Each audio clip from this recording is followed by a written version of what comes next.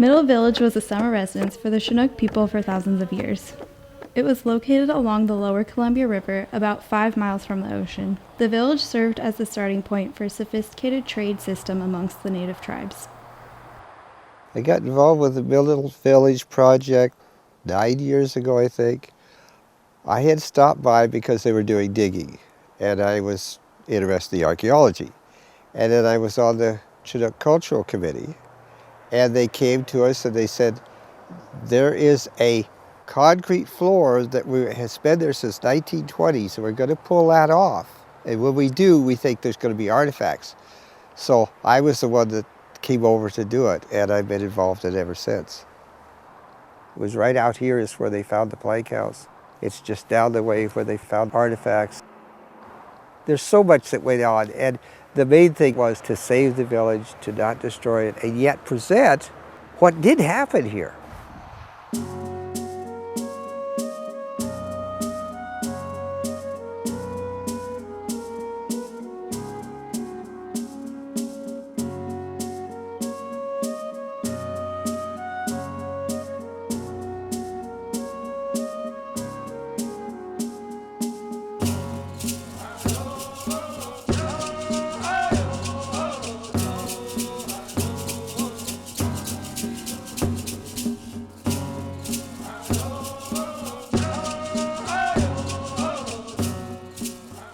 The Chinook here were used to trading with trading ships.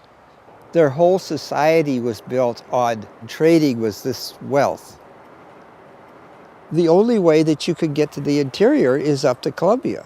It's like you built your house across I-5 and charged toll. The people on the plains lived on horses. Out here, the canoe was everything.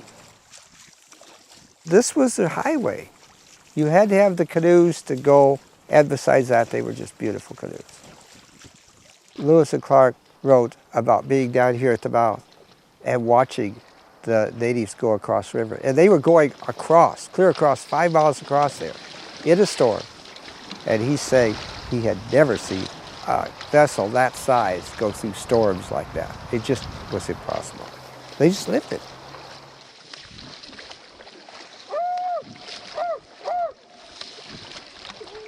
This was the largest salmon run in the world. So the food was plentiful here. And because the food was plentiful, then they had the time to develop the culture and their society. Captain Robert Gray arrived on the lower Columbia in 1792 and was the first Euro-American to trade with the Chinook. After Gray's arrival, almost 90 trade ships from Europe and the United States crossed the Columbia River Bar 13 years before Lewis and Clark arrived. At the time the white men came, the diseases came in. And so you ended up with, especially around 1830s, you ended up with a time where there was maybe 90% of the people died. That means if out of every 10 people that you know, there would be one left. And you couldn't sustain villages. Tansy Point Treaty was done by a man named Dart, who was Indian commissioner at the time. And he took what few people they were, they met at Tansy Point, they drew in several of the chiefs that they had, and they signed a treaty.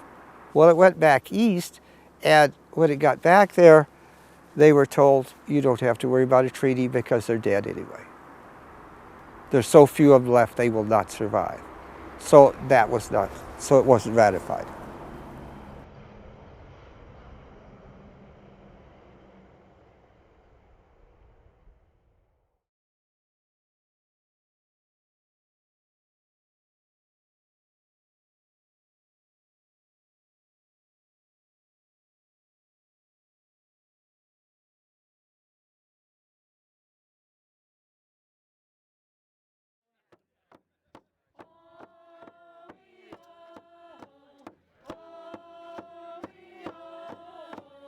There was what they called a Western Oregon Termination Act. In other words, they terminated a whole bunch of tribes in the 50s.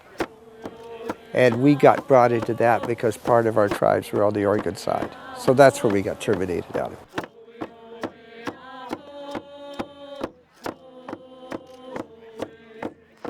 of all those tribes that were terminated, we're the only one that hasn't been reinstated.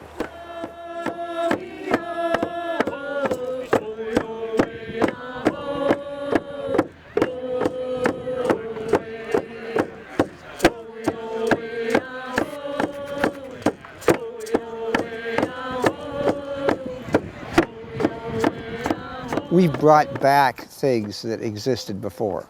We have the first salmon ceremony. We're doing more things together. We're starting a canoe journey down the Columbia we did for the first time this year. A lot of our things are coming back which have just not been because you lose these things. And then the most important thing I think is we're getting our language back. We have a lot of people that are really pulling for us and really working for us, and we'll get it. It's just going to take time.